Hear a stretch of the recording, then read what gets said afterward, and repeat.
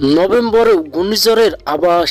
চলতি নভেম্বর মাসে দেশের ঘূর্ণিঝড় ও স্বাভাবিকের চেয়ে বৃষ্টি বেশি হতে পারে বলে জানিয়েছে আবহাওয়া অফিস।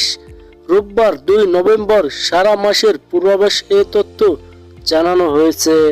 আবহাওয়া অফিসের পূর্বাভাসে বলা হয়েছে, চলতি নভেম্বরে সামগ্রিকভাবে দেশের স্বাভাবিকের চেয়ে বেশি বৃষ্টিপাতের সম্ভাবনা আছে। এছাড়া বঙ্গোপসাগরে 2 থেকে 3টি লঘুচাপ সৃষ্টি হতে পারে, যার মধ্যে একটি নিম্নচাপ বা ঘূর্ণিঝড়ের রূপ নিতে পারে।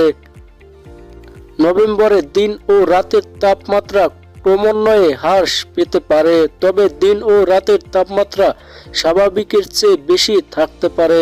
এছাড়া চলতি মাসে দেশের কোথাও কোথাও এবং নদী অববাহিকায় ভোর থেকে সকাল পর্যন্ত হালকা থেকে মাঝারি ধরনের কুয়াশা পড়তে পারে।